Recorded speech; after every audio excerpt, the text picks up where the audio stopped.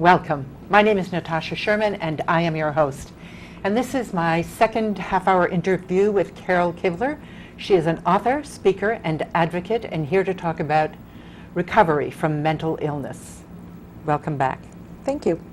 So during the break, we were talking about some statistics about depression, clinical depression, and you said recently there was a statistic that was published that said that in America, it's 1 out of 4 that's clinically depressed. that will have a clinical depression in his or her lifetime. Okay. That's a huge statistic. It's more than cancer, diabetes, and heart disease combined. The first question that comes up, and there's probably no answer, is I wonder if it's the same in other countries. It's actually, there are some countries that it's even more so. Wow. Mm-hmm. Wow. Mm-hmm. And then the thing that you said that kind of is disheartening is that a lot of them don't seek treatment, that there is treatment and viable treatment just because of the stigma attached to it.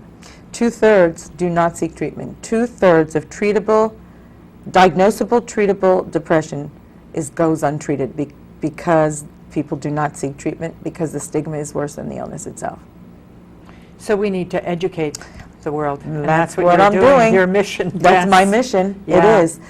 It's interesting when you look at the stats and you look at the kinds of things that are being said about mental health disorders, and people think that people with a mental health disorder are more violent than the general population, and that could be the furthest thing from Right. the truth. There's so many myths and misnomers about clinical depression and even just about mental health disorders. Yeah. And I'm going to ask you a logistical question that came to mind is, did insurance cover all of this? Oh, of course, yes. Okay, Oh, yes. good. That's good to know. Insurance was covered. It didn't cover. Between my third and fourth bouts, it was a much shorter time span, and I needed additional shock treatment. They did not cover the fourth series of shock treatment because they said there wasn't enough room in between the series. So we paid out of pocket for that. Is it very expensive? Yeah, it was very expensive. So what do people do who have no insurance or who have insurance that doesn't cover them and who don't have families to welcome them back? That's another. It's sad. Unfortunately, a lot of the people that are on the streets, they self-medicate. They medicate with drug and alcohol. Right. And you can't blame them. No, you can't, because they want to get rid of the demons. They want to get rid of the hopelessness. They want to they want to escape. They want to escape from how they're feeling. Yeah. And they do so illegally. And it's another perspective to expand to the people in the street, people anywhere, you know. We tend to judge and make judgments and then be dismissive. And when you look at the statistic of 1 in 4, you can kind of start to retract that judgment and say, wait a minute. It happened to me. But I want to ask you, so you had recurrent episodes, I and had. I'm sure that in itself must have been terrifying, like, here I go again. Now, was there a connective kind of a thread that you saw? Was there anything that brought it on, or suddenly it was there? No, nothing brought it on. It was it again started the same kind of symptoms. I started with sleep deprivation, and then went to some of those body aches, and then lack of concentration. I mean, it was exactly what the symptoms of depression say. A template. It was a template, just the check-off marks, check marks of what's happening to you again. So we knew what was going on, and fortunately for me, because we knew what was going on and what worked, I immediately went in the hospital and asked for ECT. Immediately. Right. I said, look, this is the only thing that works for me. You've got to start it right away. And they did. Right. And I came back quicker, but it was with each additional episode, I went down faster. I would go down within a week. I'd be down. And you came up faster. I did. Yeah. Yeah. So I have a question because, there are pharmaceuticals that are used in the treatment of mental illness. Electric shock therapy, or that's what I call it. It's some sort of misnomer, but what other things did you do? Alternative things that contributed to your well-being, because clearly that's not enough. No, it's not enough. And after 10 years of hiding all of this, I decided that I needed to go on a mission to bring myself into sustained recovery for longer periods of time. I like that, sustained recovery. Sustained recovery. And so I work at it every single day, Natasha. Every day of my life I work on recovery, and it includes an hour of exercise 5 days a week.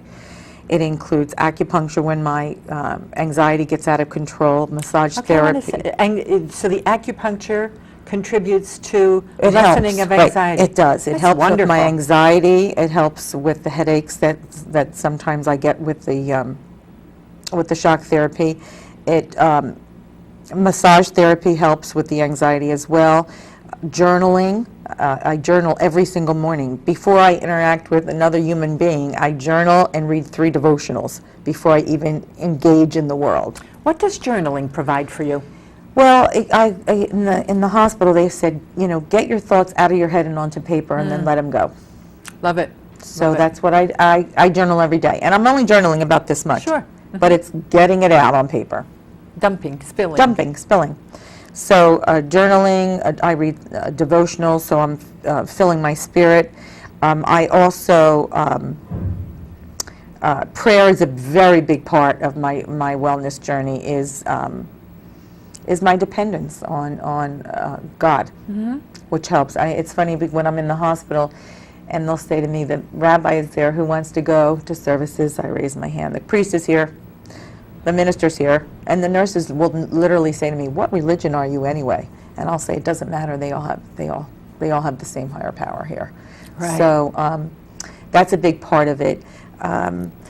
Support groups, getting out of my way, also spending time helping other people. So with the National Alliance on Mental Illness, I play a big role in the Mercer County chapter. I sit on the board of directors. I'm the membership chairperson. I'm a speaker for them. What is the purpose of the organization? It's to educate and advocate in the mental health field. Awesome. And to break stigma. And so their mission is so aligned with my own personal mission that it's a match made in heaven. I call them my peeps. I found my peeps. And so there's a lot of things that people can do, and they don't realize it. Just having something on the calendar to look forward to. There are strategy after strategy, but if you had, like you have diabetes, you had to make lifestyle changes. Well, and I have to manage it every day. Bingo. Well, I do the same thing. I manage it every day. Yes. And so it's taking a proactive approach to an illness, because I refuse to let this illness define who I am. I often say, Bravo. my name is Carol Kivler. I am 5'8". I have long arms and long legs, dyed hair thanks to my daughter, and I'm challenged by clinical depression. But it's part of who I am. It doesn't define me, because it's when we let our illness define who we are, the illness takes over our life. Sure, like hiding it, hiding the Exactly. treatment. Oh, that was the worst thing I could have done, was to Yeah. keep it a secret all those years and harbor all that guilt and shame. Yeah, and shame is a big word with mental Oh. illness.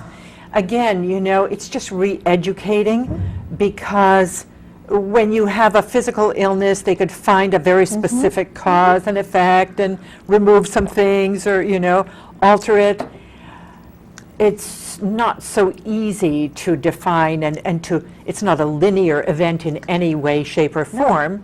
And so it becomes this mysterious and, again, implied you did something wrong or had something wrong done to you, and therefore you're kind of scary in some ways. And damaged goods. And damaged goods, yeah. Damaged goods. Yes. They're damaged goods. And so I really applaud you for your efforts. Thank you. And, I recently saw a clip on TED website. I don't know. Yes, if you I go see to it all the time. And this was a medical doctor in Canada who was talking about his mistakes and how people died from his mistakes. And he said, the only time we're going to start to impact the system, he says, because we don't talk to each other and we don't talk about it. And so we harbor this guilt and shame, and then this recommitment to be perfect, which nobody can be. And then it happens again. And the thing that he's challenging the medical profession to do is, we have to start talking to each other. Open up the dialogue. Yes. So it's the same. It's the same exact thing. Yeah. And it's ignorance. That's all it is. It's because the myths have been that come down in thoughts and words and Movies, and so people have this skewed vision of what a mental health disorder is, and more importantly, they don't recognize the probability, not the possibility, but the probability of recovery. Yeah. Now, Yeah, that's good. they don't recognize it. If you look at the efficacy of ECT, it's 80 to 85% effectiveness. 80 to 85%. That's Medication is only 40 to 45. Right. And ECT is 80 to 85, and yet we're not talking about it. And it's, I'm assuming it's not appropriate for everyone. Oh, no, it's not the first line of defense. Right. Last year, the American Psychiatric Association came out with guidelines for the first time in 10 years on treating depression. Medication and talk therapy was the first level. If that doesn't work, they recommended ECT. Above all of that was exercise, the necessity. That's amazing. That's amazing.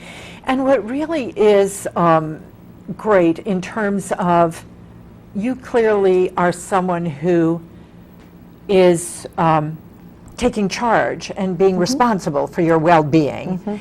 And it's not just about listening to the specialist, but it's about also learning for yourself, learning what works for you, and you know, the exercise, diet, I'm assuming that has something to do with it. Yeah. And, you know, your spiritual nourishment.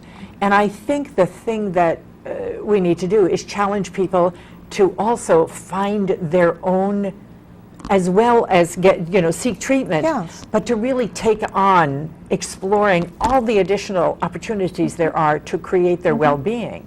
Well, you hear in the hospital the patient is non-compliant, the patient is non-adherent. You hear that constantly in the hospital. That's because to be compliant and adherent, that's because somebody else wants you to do that.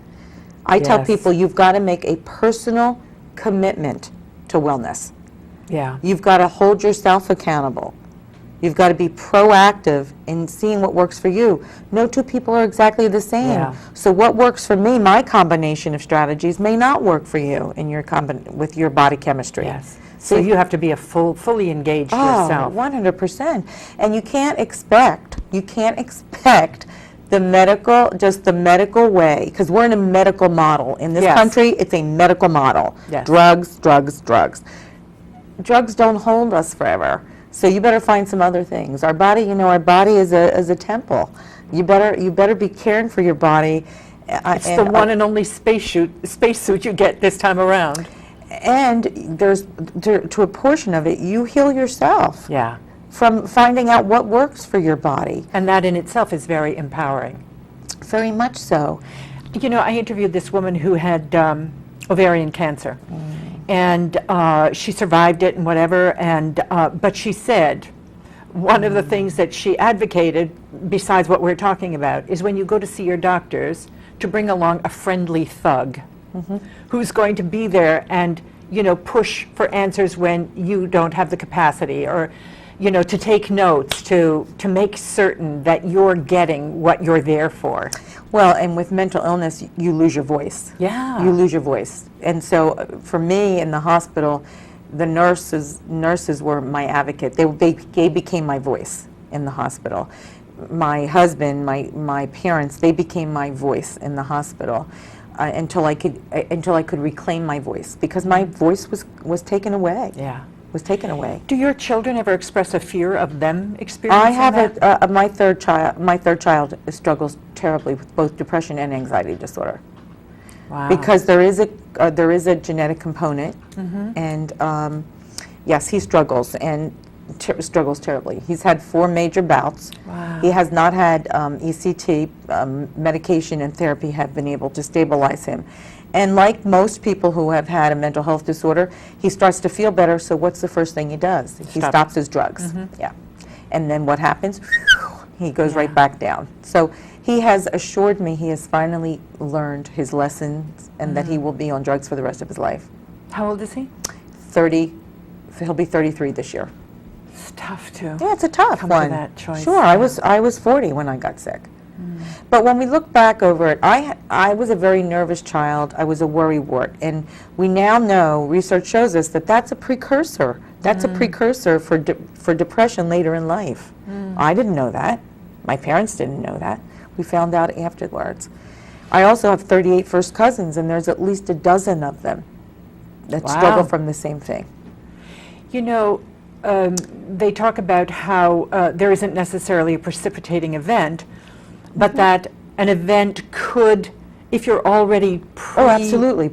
If you have a predisposition, that event could catapult you over the edge. Yeah. Absolutely. I want to talk about your books. So let's talk a little bit about, first of all, the ABCs of recovery. So tell me a little bit about this book. This was an interesting little book that I put together. I had been at it. I'm a motivational speaker in my normal world. In my normal world, and I was at a speaker convention, and I saw this little mini book process, and I remember thinking, geez, I wrote a list of the ABCs that I use in recovery many years ago, and I thought I can make this into a little mini book. So within 3 months, I came home, I had the posts done, and I wrote a little essay on each one of these letters, and it has become a bestseller on Amazon. Wow. Which has been, we ran an Amazon Blitz, my social media committee, and we sold out in 51 minutes, which was like an all-time fast sellout there. And so it's selling very nicely, and people are buying it at conferences. The price point is good. It's only $4.95. And the thing is, you know, looking through this as a life coach, you know, these are things that anybody, it doesn't matter what. No, it doesn't. What you're going through, they're just really great kind of reminders. Like you say, you read certain inspirational kind of devotional things every morning. Well, this could be that kind of book. You could open it to any page and, nice reminder. A little reminder. Now this one, Will I Ever Be the Same Again? Yeah, this book took me years and years to write. It was a very hard book for me to write because of it was my personal story, but I was very proud of this book in that once I told my personal story, I decided, well, so what? I went through this. I need to share something else. And so I wrote a part 2 with the valuable tidbits for healthcare professionals, consumers, and their loved ones. And I came up with a wellness model that talks about awareness and then acceptance. And for me, I didn't accept my illness for 10 years. Not really that I was going to live with this forever. And then from acceptance to commitment to wellness. And it's an So let's talk a little bit about acceptance, because for some people that sounds like giving up, giving in. So how do you distinguish acceptance? So first you said, you know, you didn't accept it. No, well, first it was, why me? Okay. All right, why me? Until I did the research in awareness, why not me? 1 in 4 Americans, all right? 1 million people worldwide get shock treatment every year, 100,000 alone in the United States. So, you know, once I was aware of how prevalent this illness is, it brought me to, okay, acceptance. And what I mean by it's not giving in as much as it is. I'm a firm believer that we all need to visit Pity City, all right? Sure. But you can't become a resident of Pity City. So once you accept what it is that you have to deal with, then you move forward proactively to do what it takes to live with what it is that you've had. Life isn't fair. We're always, many of us are dealt things that you don't want to have to be dealt with. Most of us. And so it's learning to live with what you've been given. Yeah, and you know, it's one of the things I work with a lot with people is this whole idea of resistance to what is what causes suffering. Absolutely. So it is what it is. Now what do I Now need what do to we do? Yeah, yeah. And it's really solutions oriented. Oh, very much so. And so what I hear when you speak also is that clearly you became a solutions oriented person. Oh, absolutely. It's very interesting. It must be just part of my personality or my disposition. And I see it in my daughter, God bless her, who, you know, we're told, we got a 20-month-old child, she's told that this child is autistic. And we get in the car, I'm holding back tears, and she says, can we go to Barnes & Noble and buy books on autism? She went like that. Yeah. You know. Yes. And It's so, it sounds so casual, but it's just key and so powerful to actually, here's what's so, what's our next Now step? what? Okay, so Yeah. what do we do about it? Yeah, and in the meantime, you can go home and cry and rant Oh, and talk absolutely. about how unfair it is, and then I sometimes say to people, set a timer. You can I do it all complain the for time. 5 minutes, Yeah, I do and then that you're too. done. Yeah. And then, okay, what do I need to do? Yeah, I'll say, you have 10 minutes to be in Pity City, Yeah. but I refuse to let you be a resident. Yep, Yeah, I think that's great, yeah. in any situation. So, do you ever miss the you before mental illness? No, because to be quite frank, I'm a better person because I've learned to live differently. I wear a bracelet that says one day at a time, and that's how I live my life. Because in the hospital they told me that yesterday is your history, tomorrow's a mystery, today is a gift, that's why it's called the present. And so I've learned to live in the present moment. I've also have developed a very big attitude of gratitude for every day that I'm in wellness. I appreciate the day. I appreciate the people that I meet, the experiences that I have, the life that I have to live, and the gifts I have to share. I think that's brilliant. What does your family say about how they've changed? They very much live like I do. They live in the present moment. They each have their own issues that they deal with. One Sure. from depression, a child with, a daughter with a son who is not only has autism but has diabetes, and so you're talking Major major challenges. heavy stuff. Yeah. Major heavy stuff. I have a son with multiple sclerosis, so we have heavy stuff in our family. But we also have learned to live life and to appreciate the day that we have, to embrace our God-given gifts and our God-given ability. I'm very proud of my children that we've had a very good life, and I come from a philosophy that for those that much is given, much is expected. And with that in mind, we're giving back. Each of us is giving back in our own way. Right. And I often say, I make a living with Kivler Communications, and I make a difference with Courageous Recovery. I want to ask you, what about your marriage? Well, I was married for 31 years. I met my husband at 15, and I divorced my husband at 51. It was time. It was time. And my husband was not a big advocate for me to openly speak about my mental health disorder. That can be challenging for It some was people. challenging, Yeah. and it was, I don't know if he openly ever said he was embarrassed by it, but he wasn't thrilled that I was didn't involved. embrace it. No, he didn't embrace it. I mean, Yeah. he was my biggest, I often call him, and even in the book I'll say to you, he was my knight in shining armor. He got me the best of treatment, the best of the best physicians, the best hospitals that I was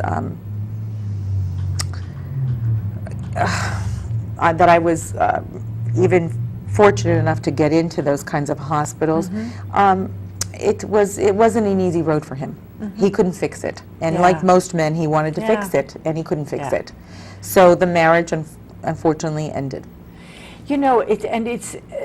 It's so great that you could talk about it like that. Like he was there when you Oh, needed him, and absolutely. then it was time. And sometimes people say, I'm so sorry to hear the marriage failed. No, it didn't fail. It succeeded for 31 years, That's right.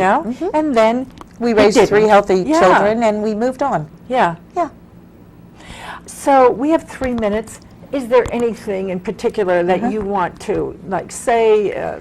I do. I want to encourage people that are feeling, if you're not feeling right, get on the internet today. I mean, there's so many wonderful sites. Go to NAMI, NAMI.org. Look at the questionnaire and see how many yeses you have on assessments, and get help. That there is hope. That the hopelessness that comes with depression is not permanent, it's temporary. It does leave when the illness arrests itself. All right? So the hopelessness is the illness. It is. And then illness is curable. No, it's not curable, Or it's it's manageable. treatable. Yes. It's manageable. Yes. The illness is manageable. You don't have to struggle alone. There are lots of support groups that meet right in our area. The Depression Bipolar Support Alliance meets right at Princeton Hospital. You have NAMI in Mercer County, right in the Mercer Mall. They're in there for free programs. You need to get support. You need to find people that understand what's going on, that don't judge you, that you don't become ridiculed, you don't look like you have a third head. And so I often tell people, we need to find the people that understand. And when you surround yourself with people that understand, you feel loved, and Yes. you feel whole again. And so getting support, getting help, not struggling alone, because this is a very alone illness, and to recognize that there can be a brighter tomorrow even when you have a mental health disorder. Yeah, so it's reach out until you find what feels right and supports you. I have a friend who just, they found some cancer in her breast tissue, and she was sharing it with everybody. And I said to somebody, she's like I am. I will talk about it all to everybody, because that's where all my resources are, the people in my life. And that's where energy. information is, and energy. It's energy. It's the energy and the love and all of Yeah. that comes through that makes Yeah. such a big difference in our Yes. lives. Carol, we're at the end of our time. Thank you so much. Thank you for what you do. Thank you for being on the show. Thank you for your courage. Well, it's been my pleasure. Thank you for letting me share. Thank you. My name is Natasha Sherman. Thank you for joining us.